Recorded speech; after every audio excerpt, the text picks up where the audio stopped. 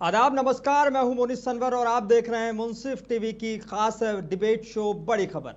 आज बात बिहार की सियासत के उस सस्पेंस की जिस पर पूरा राज्य ठहरा हुआ है। मुख्यमंत्री कौन? ना एनडीए बता रहा है, ना इंडिया ब्लॉक। बिहार की जनता जानना चाहती है क्या ये रणनीति है, असमंजस है या सियासी डर है। एक तरफ अमित शाह कहते हैं कि फैसला विधायक दल करेगा, तो दूसरी तरफ इंडिया गठबंधन में कोई कहता है कि सब तय है पर घोषणा बाद में की जाएगी। तो क्या दोनों गठबंधन जनता से सीएम का नाम छिपा रहे हैं? बिहार में चुनाव हो रहे हैं या चेहरों की छुपन छुपाई, या फिर दोनों के घर में सब कुछ ठीक नहीं चल रहा है?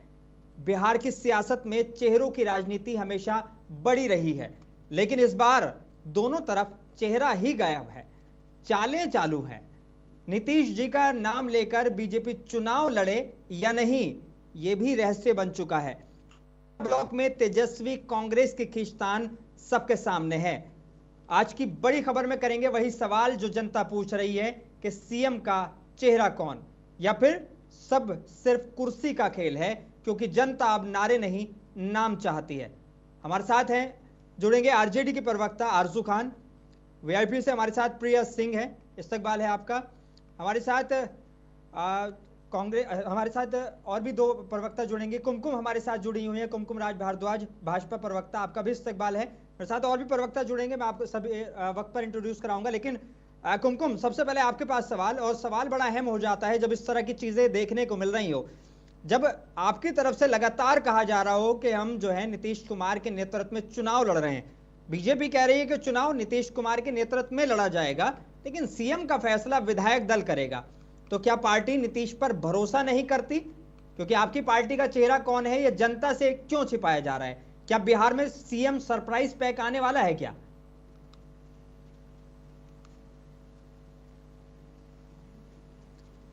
म्यूट है शायद कुमकुम, आपका अनम्यूट कर लीजिए। कुमकुम, अगर सुन पा रही हैं तो आपके आवाज म्यूट है, उसको अनम्यूट कर। बिल्कुल, अब सुन पा रहा हूं मैं आपको। ये आप लोगों का जो इंटरप्रिटेशन, मैनिपुलेशन, सस्पेंस बनाए जा रहे हैं इस चीज को, जबकि मैं कहूं तो ये अच्छा है कि हमारे ऊपर ही टिकरा फोड़ दिया जाता है बाद में। बार बार हमारे माननीय गृह मंत्री अमित शाह जी कह रहे हैं, हाँ। अभी कल भी प्रबुद्धजनों का जो हमारा सम्मेलन था उसमें भी उन्होंने जिक्र किया। अभी वो बिहार में हैं और जहां भी मीटिंग हो रही है हर जगह पे जनता को यह बताया जा रहा है कि हम नीतीश कुमार जी के ही लीडरशिप में चुनाव को लड़ रहे हैं। दूसरी बात मैं आपको बताऊं कि पिछली बार भी नीतीश कुमार जी ने खुद ही कहा था कि हमारी सीटें कम है, आपकी तरफ से बन जाए। लेकिन हमारे कोएलिशन में जो एक सम्मान है, जो हमारी एक लोकतांत्रिक व्यवस्था है हमारी पार्टी के अंदर, उसमें हमेशा हमने उनको माननीय के तौर पे नीतीश जी को रखा, और आज भी वो हमारे लिए माननीय हैं और वही हैं, उनके ही सुपरविजन में, उनके ही लीडरशिप में। कैसा लग रहा है कि नीतीश कुमार के नेतृत्व में चुनाव लड़ा जा रहा है? बिल्कुल वैसा है कि लालू यादव, क्योंकि पार्टी के सरबराह हैं, पार्टी के राष्ट्रीय अध्यक्ष हैं आरजेडी के, तो कहा जा रहा है कि लालू यादव के नेतृत्व में चुनाव लड़ा जा रहा है, लेकिन सीएम तेजस्वी हो सकते हैं, लेकिन सीएम का नाम हम खोलेंगे नहीं। बिल्कुल उसी तरह का खेल आपकी तरफ से कि नेतृत्व में तो लड़ा जा रहा है किसके? नीतीश कुमार के, लेकिन मुख्यमंत्री जो है वो विधायक दल तय करेंगे। तो ये थोड़ा सा अटपटा लग रहा है। और ये चीजें महाराष्ट्र में आपसे सुन चुके हैं हम कि हम जो है शिंदे के नेतृत्व में चुनाव लड़ रहे हैं, लेकिन सीएम फडणवीस बनेंगे। तो आप क्या चाह रहे हैं कि हम अपना डिक्टेटरशिप तो है नहीं हमारी पार्टी के अंदर। हाँ, हमारी पार्टी के अंदर पूरी तरह से लोकतांत्रिक व्यवस्था है। हाँ। तो हम इंडिविजुअल कैपेसिटी में 5 में से एक पार्टनर जाकर के इंडिविजुअल कैपेसिटी में कुछ भी डिसीजन दे दे, अपनी बात कह दे। तो हमने तो कहा कि हम उनके नेतृत्व में चुनाव लड़ रहे हैं, उनका सम्मान है। हमेशा हमने उनको मुख्यमंत्री के तौर पे बिहार आगे बढ़ा है, और सीएम नीतीश कुमार के मुख्यमंत्री के तौर पे ही बिहार आगे बढ़ता रहेगा। जिस तरह से लहूलुहान रक्त रंजित बिहार भाजपा को, एनडीए को सौंपा गया था दूसरे पार्टियों के द्वारा, महाठगबंधन पार्टियों के द्वारा, उसको जो हमने पटरी पे लाया है उसमें नीतीश कुमार जी का एक बहुत बड़ा योगदान रहा है। मैं आपको अगर बिहार एक्ट की बात बताऊं कि जिस समय पे कुख्यात कहते हैं ना पॉलिटिकल क्रिमिनलाइजेशन बिहार का उन्होंने कर रखा था, और चारों तरफ से आप समझे कि महामारी की तरह फैला हुआ था, लोगों के बीच में उनको मारना, पॉलिटिकल में इतना क्रिमिनलाइजेशन, अपने ही लोगों को ऊंचा नीचा करने के लिए लालू यादव एक अलग रणनीति चला रहे थे। और आज मैं देख रही हूँ, आज के न्यूज़पेपर में है, मैं आपको दिखाना चाहूंगी, आप ये देखिए, इसमें मेंशन है कि स्टार प्रचारक में लालू समेत 40 नेता स्टार प्रचारक। लालू यादव जी, सॉरी माफ कीजिएगा, लालू यादव जी जो अभी बिल्कुल व्हील चेयर पे चलते हैं, और अब वो स्टार प्रचारक के तौर पे अब मूव करेंगे, तो क्या व्हील चेयर पे ही मूव करेंगे? अब जब उनको कोर्ट में जाना होता है तब तो वो चलने व्हील चेयर पे आ जाते हैं, लेकिन जैसे ही उनको कुछ अपनी पार्टी की गतिविधियां, पार्टी से ज्यादा मैं कहूंगी अपनी पारिवारिक बेटे का संरक्षण करना होता है, उनके हाथ पैर बिल्कुल ठीक हो जाते हैं और कोर्ट पहुंचते ही हाथ पैर फूल जाते हैं, कांपने लगते हैं। तो ये तो उनकी सोच और समझ है, तो मैं इस पर क्या कहूं। ठीक है प्रिया, आपके तरफ सवाल बड़ा अहम हो जाता है। मुकेश सहनी को सन ऑफ मल्ला कहा गया, लेकिन एनडीए में अगर देखा जाए तो उनकी जो इंडिया है उनमें सीट घट गई है, तो क्या चेहरा नहीं तय होना छोटे सहयोगी की अनदेखी नहीं है? और वीआईपी की नाव इसके इंडिया के समंदर में तो तैर रही है, लेकिन दिशा किसके हाथ में है, ये अब तक रहस्य है। देखिए, पहले तो आप सभी को नमस्कार। और मैं ये बहन जी की बात सुन रही थी बहुत ज्यादा, ये बैसाखी और पता नहीं क्या ही बोल रही थी। पहले तो ये जो जुमलेबाज की सरकार है, इनको बोलने का ढंग नहीं पता है। तो मैं बता दूं कि हमारे महागठबंधन में सब कुछ सही है और हम भाईचारे के साथ हर फैसला ले रहे हैं, पहली बात। दूसरी बात, जो ये बैसाखी की बात कर रही थी, तो हमारे आदरणीय मुकेश सहनी जी बहुत रिस्पेक्ट करते हैं आदरणीय लालू यादव जी का। पहली बात तो इस तरह के शब्द, इस तरह से लाइव आकर ऑन एयर आकर के ऐसे शब्द अगर बैसाखी बैसाखी करे तो ये सही बात नहीं है। बहुत सारे लोगों के वो आदर्श हैं श्री लालू प्रसाद जी, और इस तरह के शब्द अगर रखते हैं तो मुझे माफ कीजिएगा, मुझे बहुत अजीब लग रहा है कि इस तरह के शब्द अगर कोई रखते हैं। लेकिन इस तरह के शब्दों का इस्तेमाल आपकी तरफ से भी लगातार नीतीश कुमार के लिए किया जाता है। आप तो उनको दिमागी तौर पर पागल भी करार दे चुके हैं। आपकी पार्टी के नेता नीतीश कुमार के लिए क्या नहीं कहते? जी मैं वही बता रही हूँ, बाकायदा सीधे तौर पर। जी आपको एक बात बता रही हूँ, जैसा कि इन्होंने कहा कि चुनाव नेतृत्व में लड़ा जाएगा, तो या तो ये लोग सच बोल रहे हैं या तो इनके गृह मंत्री झूठ बोल रहे हैं, क्योंकि गृह मंत्री ने एकदम से आकर के ऐलान कर दिया कि हम अपने विधायक दलों से इलेक्शन के बाद चीजों को साफ करेंगे। मतलब कि ये लोग श्योर नहीं है कि नीतीश कुमार ही होंगे, या तो वो झूठ बोल रहे हैं या तो ये भाजपा जो लोग झूठ बोल रहे हैं। एनडीए में फूट है, अभी मैं आपको कुछ दिखाना चाहूंगी, लगातार बने रहे। टिकट को लेके भाजपा कार्यालय में हुआ जंग, जायसवाल वापस जाओ लगा नारा। मैं दिखाना चाहूंगी, कृपया करके इस पे गौर कीजिए। इस तरह का इन लोगों का फाइट होता है जिसमें कुर्सी फेंका फाकी, एक दूसरे को अश्लील बातें कहना। और रही बात नीतीश कुमार जी की, तो मैं बता दूं, मैं आदरणीय करके संबोधित कर रही हूँ, क्योंकि हमारे महागठबंधन में बहुत सारी चीजें हमें बताई जाती है कि रिस्पेक्ट नहीं छोड़ना है। तो मैं बता दूं आप लोग कि जिस तरह से इनके शब्द होते हैं उस तरह हमारे यहाँ कुछ भी वैसा गलत नहीं है, लेकिन अभी उनकी हालत, मानसिक स्थिति सच में अच्छी होती तो वो आकर के अपना बयान रखते, जो कि अभी वो उनकी तरफ से कहा जा रहा है कि वो कैबिनेट मीटिंग्स ले रहे हैं, लगातार रैलियां कर रहे हैं, लगातार प्रचार कर रहे हैं, यहाँ तक कि अमित शाह से बैठ के जो है सारी चीजों की डील वही कर रहे हैं। अगर किसी शख्स की मानसिक स्थिति ठीक नहीं है तो क्या वो इस कंडीशन में होगा? एंकर महोदय, मुझे आप एक फुटेज दिखा दे जिसमें कि वो अपनी चीजों को रखते हुए नजर आ रहे हैं। ये लोग जैसे कहते हैं ना कि बस एक चेहरा लेकर के ये लोग बस चुनाव लड़ रहे हैं, और सामने वाले की मानसिक स्थिति क्या है इनसे इनको कोई मतलब नहीं है। मैं उनके बारे में मैं आशा करती हूँ कि उनकी तबीयत ठीक हो जाए, उनकी जो भी हालात है वो जल्दी से जल्दी वो रिकवर कर जाए। लेकिन इस हालत में अपने बिहार को ऐसे लोगों के हाथ में देना जो कि नीतीश कुमार जी का चेहरा लेकर के अपनी मंसूबों को कामयाब करने की कोशिश कर रहे हैं और बिहार के लोगों को ठग रहे हैं। अभी मैं आपको बता दूं। ठीक है, मैं आऊंगा आपके पास। आरजू खान हमारे साथ जुड़ गए हैं। आरजू, इस्तकबाल है आपका। आरजेडी से प्रवक्ता है आरजू खान हमारे साथ जुड़ गए हैं। आरजू, तेजस्वी यादव को गठबंधन में अब भी सीएम चेहरा क्यों घोषित नहीं किया गया है? और वैसे भी तेजस्वी यादव जो है बिहार के भविष्य की बात करते हैं, लेकिन क्या वो खुद अपने वर्तमान चेहरे को लेकर आश्वस्त नहीं है? क्योंकि ऐसी भी खबरें आ रही हैं कि इंडिया ब्लॉक में सीएम चेहरा तय इसलिए नहीं हुआ कि गठबंधन में जो है अब सिर्फ साझा रैलियों तक सिमट गया है, लेकिन चीजें अभी भी ठीक नहीं है। देखिए, सबसे पहले तो मैं आपको बता दूं कि सब कुछ ठीक है। हमारे यहाँ जो है ना लोकतंत्र कायम है और लोकतंत्र पे हम बात करते हैं, हम फ्रेंडली बातें करते हैं, एक दूसरे से सवाल लेते हैं, जवाब देते हैं। हाँ। वो हमसे जवाबदेही करते हैं, हम उनसे सवाल करते हैं। ये है लोकतंत्र। लेकिन सबसे बड़ा सवाल ये है कि वो कौन सा प्रेशर पॉलिटिक्स है कि सुबह में कहते हैं Upendra Kushwaha ji all is well और शाम को कहते हैं all is not well. Delhi में जाते हैं, उनके होठों को सिल दिया जाता है, उनके लब जो है खामोश हो जाते हैं। और वो कौन सा वजह है कि जीतन राम मांझी जी सुबह में कहते हैं कि आदरणीय नीतीश कुमार जी की जो नाराजगी है वो जायज है, और फिर वो कौन सा प्रेशर होता है कि उनकी फिर जुबान सिल जाती है, फिर वो बात नहीं कर पाते। और सबसे बड़ा सवाल ये है, नहीं मैं बता रहा हूं आपको, अभी तो मैंने बोलना शुरू किया है, थोड़ा सा इत्मीनान रखें आप। और तीसरी बात यह है कि इस गठबंधन के, भारतीय जनता पार्टी के गठबंधन के आदरणीय चिराग पासवान जी हैं, वो कहते हैं कि मैं ऐसे गठबंधन का हिस्सा हूं जहां अपराध चरम सीमा पे है, मुझे घृणा आती है। और फिर वो दिल्ली में जाते हैं, उनका क्लास लगता है, उनके भी जुबान जो है वो खामोश हो जाते हैं। तो हमारे अंदर लोकतंत्र स्थापित है। हम प्रेशर करके, वो कौन सा प्रेशर है दिल्ली का या वो कौन सा प्रेशर है गुजरात का जो इनकी बोलने की आजादी छीन लेता है, जबकि इस संविधान ने बोलने की आजादी दे रखी है। तो हमारे अंदर वो चीज नहीं है, हमारे अंदर फ्रेंडली चीजें चलती है, लोकतंत्र स्थापित है, और उस लोकतंत्र को लेकर बिहार की जनता की आवाज को हम आगे बढ़ा रहे हैं। और दूसरा बात यहाँ आपने पे कहा भी कि सीएम का चेहरा क्या चुनाव होने के बाद विधायक दल ही तय करेंगे, जैसा नीतीश कुमार के लिए कहा जा रहा है। सीधे तौर पर अमित शाह जी कह रहे हैं कि हम जो है बाद में चेहरा तय करेंगे। इन दोनों गठबंधन के बारे में मैं इन बिटवीन फर्क बताता हूं। इस देश में एक ऐसी वाहिद पार्टी है जिसका नाम भारतीय जनता पार्टी है, जो अपनी गद्दारी के लिए मशहूर है। और वो गद्दारी कैसे? जेजेपी हरियाणा को देख लीजिए, समाप्त, इस्तेमाल किया, उसके बाद use and throw. Akali Dal Punjab इस्तेमाल किया, उनका कहानी खत्म। तीसरा आप महाराष्ट्र में मैं चला आता हूं, ताजा उदाहरण, शिवसेना इस्तेमाल किया, उनको खत्म।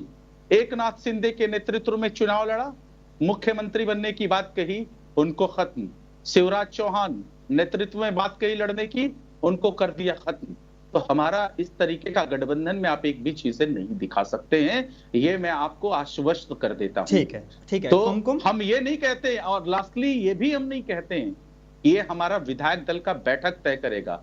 हम यकीन के साथ कह सकते हैं कांग्रेस की एक स्ट्रेटेजी है, उस स्ट्रेटेजी पे वो चलती है। जिस तरीके से हमारा अलायंस था, आज भी है, आगे भी रहेगा।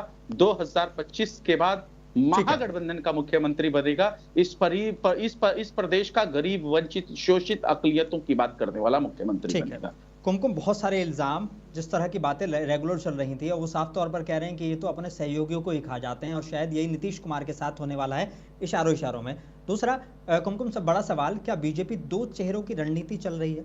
अभी नीतीश और बाद में अपना, ऐसा तो नहीं है जैसा महाराष्ट्र में हुआ? और आरजू भी आपके ऊपर वही कह रहे थे। हमारे यहाँ नहीं, मैं बता रही हूँ आरजू क्या कह रहे हैं, उनकी अपनी मनगढ़ंत बातें हैं, तो वो स्वतंत्र हैं अपने विचार को रखने के लिए, लोकतंत्र है। लेकिन मैं आपको बताऊंगी कि हमारे यहाँ सामने कुछ और पीछे कुछ नहीं होता। हमारे यहाँ जो भी होता है वो जनता और जनता के हित के लिए होता है। कोalition पार्टनर इसलिए नहीं होता, जिस तरह से उनकी कंपनी ने, मैं उधर जाना नहीं चाहूंगी, सिर्फ 10 सेकंड में सिर्फ कहना चाहूंगी कि एजेएल कंपनी से कांग्रेस की फंडिंग, उसके बाद से यंग इंडिया में फंड का ट्रांसफर हो जाना, और ये सारा जो गठबंधन ठगबंधन है, ये इनकी है। इनकी जहां पे लड़ाई थी बेगूसराय में कम्युनिस्ट की कांग्रेस के साथ, वहां पे ये कोalition में आ रहे हैं। आरजेडी और कम्युनिस्ट की जहां पे गोपालगंज में जबरदस्त भिड़ंत था, एक समय पे कंप्लीट क्रिमिनलाइजेशन था, वहां पे इनका कोalition है। तो इनका कोalition हमारे कोalition से मैच नहीं करता है। हमारी कंप्लीट लोकतांत्रिक व्यवस्था है हमारे अंदर। मैं आपको ये बताना चाहूंगी। दूसरी बात, मोहतरमा, मैं नहीं कहूंगी, मुझसे, मैं उनका रेस्पेक्ट करती हूँ, बीइंग ए वुमेन, ये कुछ मुझे बोल रही थी, तो मैं कहूंगी दीदी को कि जी, दीदी प्रिया जी, हम लोग देखते आ रहे हैं जो चीजें आज तक होती आई है वो हम देख रहे हैं। प्रिया, मैं आ रहा हूँ, आपसे सवाल लूंगा, मैं आपसे सवाल लूंगा, कुमकुम को पूरा करने। प्रिया जी, मैं कंप्लीट कर लूं? हाँ, मैं सुन रहा हूँ, बात कंप्लीट कर लेती हूँ। आपने बैसाखी का जिक्र किया, ये आपके दिमाग का उपज होगा शब्द का। मैंने अपने बाइट में एक बार भी बैसाखी शब्द यूज नहीं किया है। ये आपके दिमाग में कहते हैं ना, सबकॉन्शियस माइंड में जो चलता है वो जुबान पे बात आ जाती है। Let me complete dear, let me complete. There is no need to intervene, there is no need of intervention, let me complete. Let me complete. No, You are free. He will give you ample time. He will give you ample time. I'm just saying. I have never used. प्रिया मैं आ रहा हूँ प्रिया दो बस 30 second में। प्रिया मैंने बैसाखी शब्द use नहीं किया है। ये आपका सबकॉन्शियस माइंड में जो कहते हैं ना, जो शब्द चलते हैं, जो बातें चलती है, वो जुबान पे आ जाती है, तो आपकी जुबान पे वो आया। मैंने चेयर का आप इस्तेमाल कर रहे हैं, पीछे जाकर के बाइट पे चेक कर, मैंने व्हील चेयर बोला, बैसाखी नहीं बोला। और वो भी मैंने लालू यादव जी के लिए बोला है कि जब वो बीमार हैं तो जब वो कोर्ट जाते हैं तो उनके हाथ पैर फूलने लगते हैं, वो व्हील चेयर पे आ जाते हैं। लेकिन जैसे ही वो चुनाव अखाड़े में होते हैं अपने बेटे की बात रखने के लिए, वो तुरंत ही व्हील चेयर से नीचे आकर के अपना काम करना शुरू कर देते हैं। दूसरी बात मैं कहूंगी कि इन्होंने लोकतांत्रिक में ऐसे पर्सनल कमेंट्स नहीं कर सकते, क्योंकि पब्लिक ये चीजें देखती है, जनता ये चीजें देखती है, सबके इमोशंस उनसे हमारी आदरणीय लालू यादव जी से जुड़े हुए हैं, और इस तरह के पर्सनल कमेंट बिल्कुल कदापि बर्दाश्त नहीं किए जाएंगे। जी ठीक है, कुमकुम अपनी बात पूरी करें। आपने अभी अपने वक्तव्य में बोला, आपने अभी वक्तव्य में बोला, पीछे जाकर डिबेट में चेक कर लीजिएगा बाइट में, आपके गृह मंत्री देश के होते हैं डियर, नॉट आपके और हमारे भारत के गृह मंत्री। एक सेकंड आप सुन लें, don't intervene in between, it's too much. आप इनको चुप कराइए फिर मैं बोलूं। प्रिया मैं आपके पास आ रहा हूं, बस प्रिया 20 सेकंड। मैं इनकी बात की मैं इशारा कर रही हूँ कि ये गलत बोली है या फिर इन्होंने जो बोला है ये कुमकुम बात पूरी कर दें। वक्त की कमी की तरफ हम बढ़ रहे हैं सभी लोग जी। इनका जो कोalition है, पीछे भी आपके यहाँ डिबेट में इन्होंने बोला कि मलाई खाने के लिए इनका कोalition, इनका अलायंस मलाई इनको दिखता है मंत्रालय में। देश की जनता, देश की सेवा के लिए हम बिहार के डेवलपमेंट मॉडल की बात कर रहे हैं। हम एक इमारत खड़ी कर रहे हैं, उस इमारत पे कहते हैं ना कि जहाँ कुछ नहीं है, जहाँ दलदल है, वहां इनको हमारी इमारत दिख रही है, तो उस पर ये ले पत्थर और तोड़े जा रहे हैं।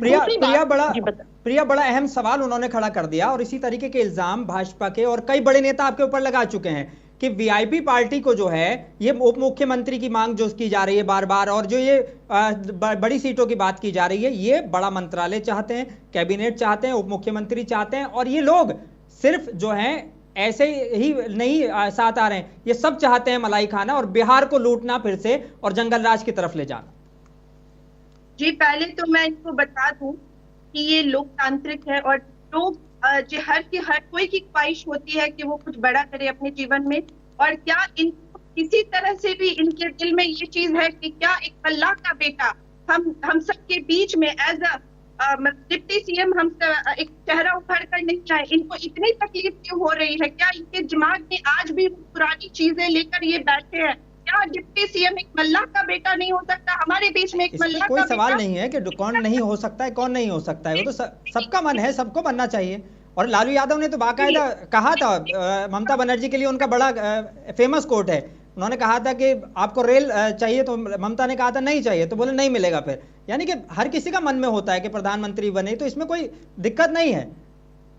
नहीं, इनका तो पहले आप इनसे पूछिए कि इनके सीएम का चेहरा कौन होगा। इनको तो खुद में कंफ्यूजन है। और अगर हमारे आदरणीय मुकेश सहनी जी ये शब्द रख रहे हैं, या फिर हमारे महागठबंधन, हमारे भाईचारे में ये चीजें हैं, तो इनको बड़ा खटकता है। इनमें तो हर चीज में प्रॉब्लम है। ये तो कॉपी कैट है, ये सारे के सारे, मैं तो कहूंगी कॉपी कैट वाली पार्टी, जिसमें अगर देखिए हम लोगों ने ऐलान किया था माई बहन मान योजना के तहत 2500 रुपए का, इन्होंने इमीडिएटली, जो 20 वर्षों में नहीं हुआ, इमीडिएटली इन्होंने 1100 रुपए कर दिया।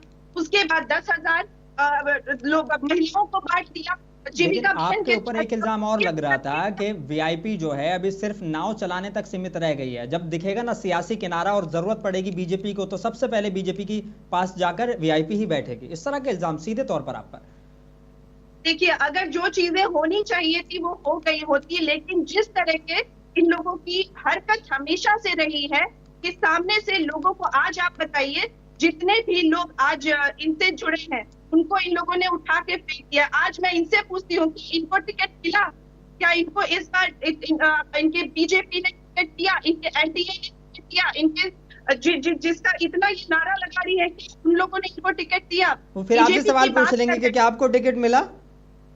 कि वो मेरा फैसला है कि मैं इस बार लड़ाई नहीं कर सकती। ठीक है, मैं आ रहा हूँ। आरजू खान, तेजस्वी का दावा है कि हमारा चेहरा जनता जानती है, लेकिन आधिकारिक ऐलान से परहेज देखा जा रहा है। महागठबंधन में कांग्रेस अपनी सीट और विचार दोनों से अलग राह पर दिख रही है, इस बार ऐसा लग रहा है। तो क्या बिहार में विपक्ष सिर्फ भाजपा विरोध तक सीमित हो चुका है, कोई ठोस नेता नहीं उभर रहा है क्या? और इस तरह के भी इल्जाम हैं क्योंकि अभी जो है कोर्ट के चक्कर लगाने पड़ रहे हैं तेजस्वी यादव को, इस वजह से जो है वो सीधे तौर पर ऐलान नहीं कर रहे हैं कि हो सकता है कि अमित शाह जी के ऊपर जिस तरह के इल्जाम लगा रहे थे तो जेल जाना पड़ जाए। पत्रकार महोदय, सवाल कुछ ज्यादा हो गए, थोड़ा सा वक्त चाहिए मुझे। ठीक है। सबसे पहले तो ये मुझे बताइए कि कंफ्यूजन तो वहां भी क्रिएट करना होगा जो सत्ता पक्ष के लोग हैं। और कल आके उन्होंने आदरणीय गृह मंत्री जी ने कहा है कि वो विधायक दल का बैठक तय करेगा कि मुख्यमंत्री कौन होगा। बिल्कुल सब जानता है इस स्वस्थ लोकतंत्र में कि विधायक दल का बैठक ही तय करता है। लेकिन आप ये बताइए कि अपने इस लोकतंत्र में अपने ही पार्टियों को खाने का रिकॉर्ड किसका है, इतिहास किसका है? और जिसको देश के आदरणीय प्रधानमंत्री कहते हैं कि उनकी जगह जेल की सलाखों के पीछे है, उनको अपने पार्टी का कैबिनेट का मंत्री और अपने जिस राज्यों में दिखते हैं उस प्रदेश का डिप्टी सीएम बनाते हैं।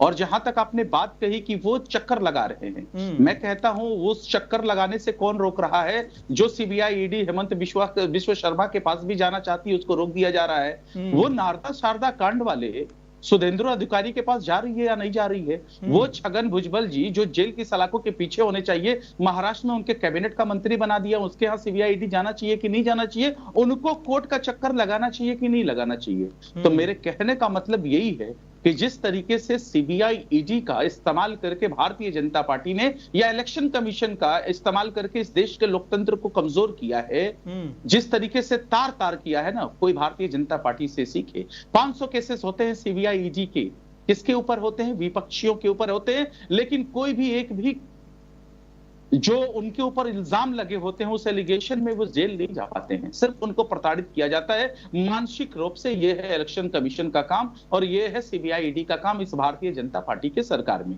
आपसे सबसे बड़ा सवाल ये है सत्ता पक्ष से कि वो कन्नी क्यों काट रहे हैं बताने में कि आदरणीय क्या वो नेतृत्व में रहेंगे? सिर्फ नेतृत्व में तो चुनाव एकनाथ शिंदे के भी हुआ था, नेतृत्व तो चुनाव का जो है वो शिवराज चौहान के भी नेतृत्व में हुआ था, लेकिन उसके बाद रिजल्ट किया हुआ।